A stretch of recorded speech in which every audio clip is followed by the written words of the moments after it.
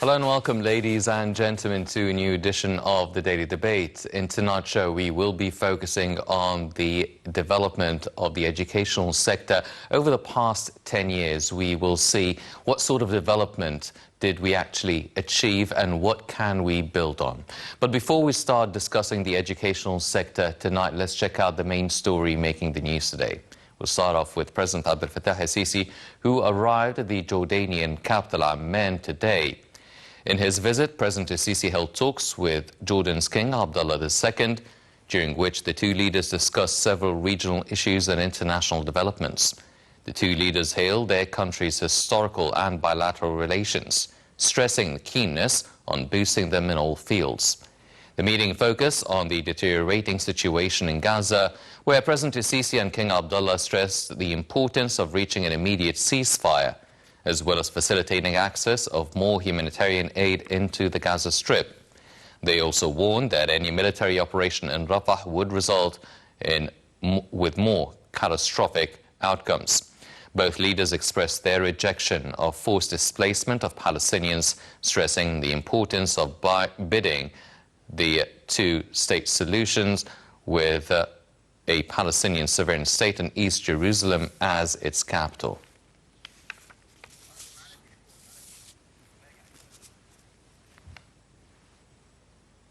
And we're now joined over the phone by Ambassador Medhat Meligy, the former Assistant Foreign Minister. Ambassador Meligy, good evening, sir. Good evening to you. Your Excellency, now the President went to Amman, met the Jordanian King Abdullah II. They discussed many issues, obviously the bilateral relations, but also they discussed the situation in Gaza.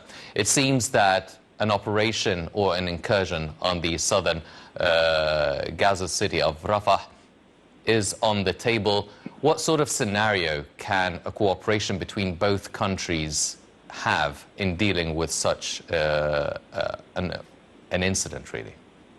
Well, what I think is that both heads of state, His Majesty King Abdullah and His Excellency President al-Sisi, have on their mind the repercussions and the downfall of such an offensive in Rafah place. Unfortunately, this is going to result with the high toll of human life. Let's not forget that we have over 1.5 million persons who are cornered in this area, and all of them are refugees, and they are totally vulnerable to any incursion. I think that the latest declarations of Prime Minister Netanyahu is assuring that this invasion is going to take place whether the international community agrees or not, whether the United States and President Biden agrees or not.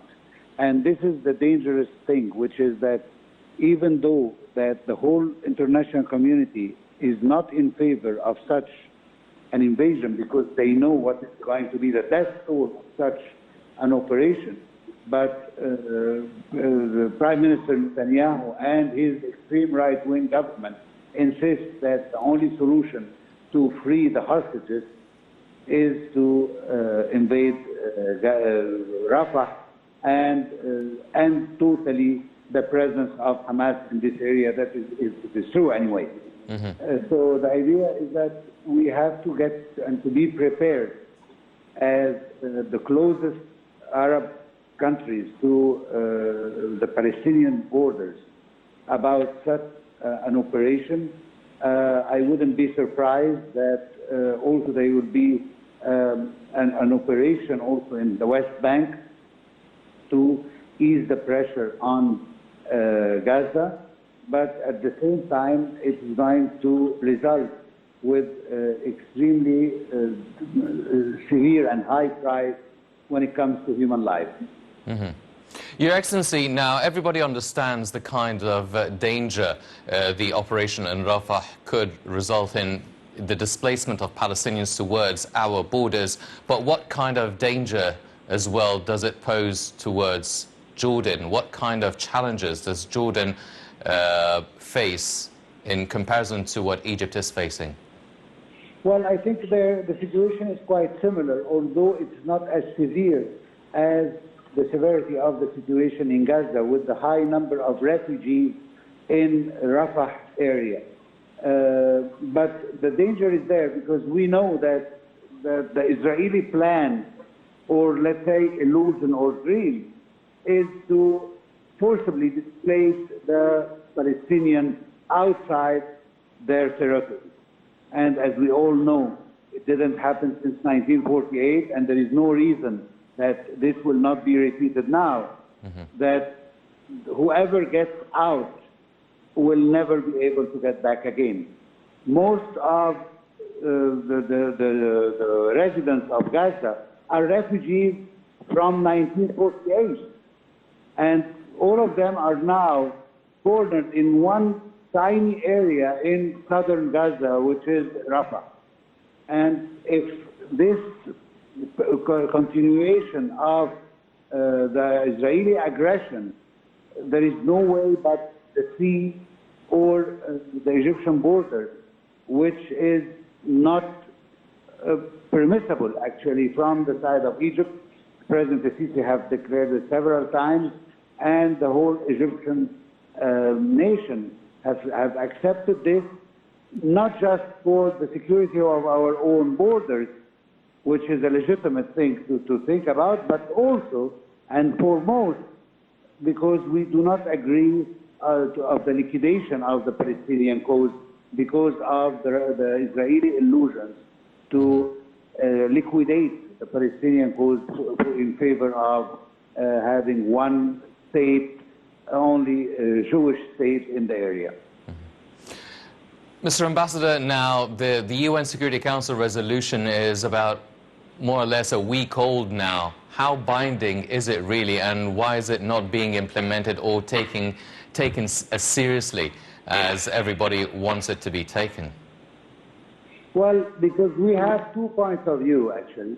The first one is the international community point of view, which also Egypt and, as we've seen recently, along with Jordan and France, have declared that this is a binding resolution and it should be implemented to the fullest.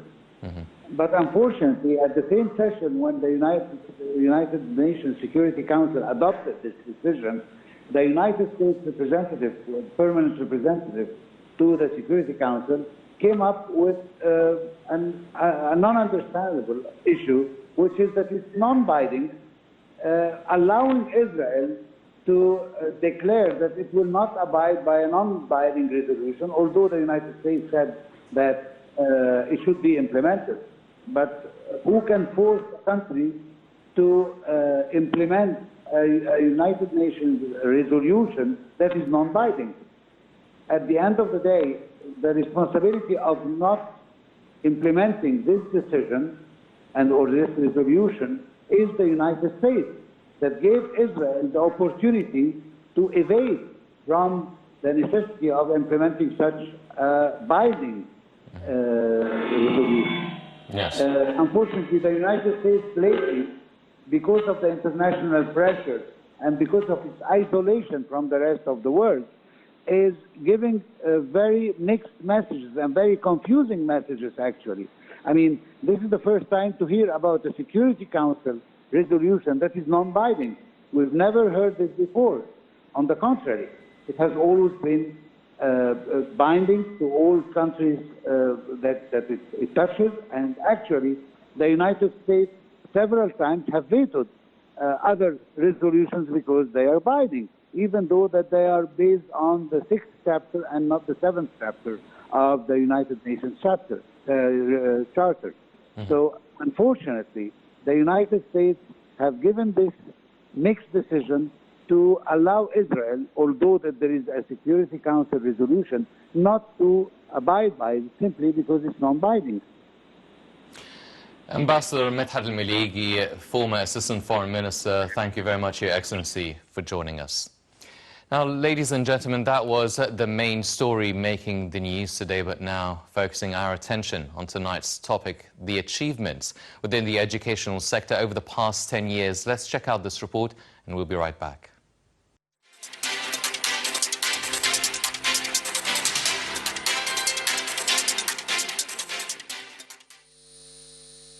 The education system in Egypt witnessed within the past 10 years significant achievements under the leadership of President Abdel Fattah el-Sisi.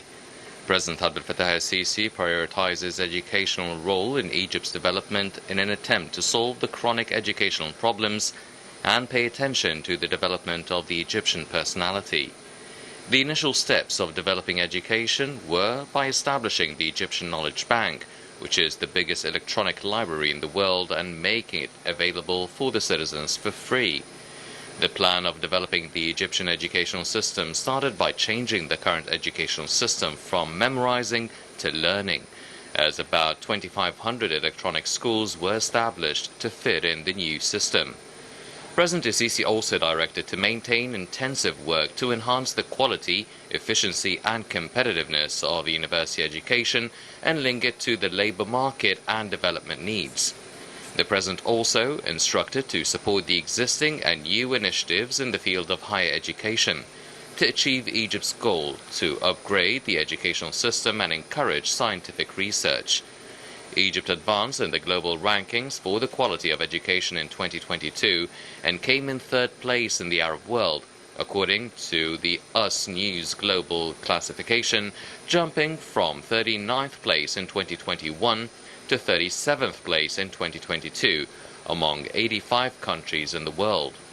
Moreover, Egypt also advanced 3 places, coming in 86th place out of 132 countries in 2023, compared to 89th place out of 132 in 2022. Meanwhile, the Ministry of Education has launched a social dialogue on the 2024-2029 strategic plan. The Educational Development Plan, aligned with Egypt's 2030 vision, encompasses 6 main pillars: access and participation, equity and inclusivity, quality of learning and teaching, system governance and management, digital transformation and innovation. The strategic plan also aims to address various issues, including promoting moral values and respect for others, discovering and supporting talents, in addition to advancing political awareness and youth engagement.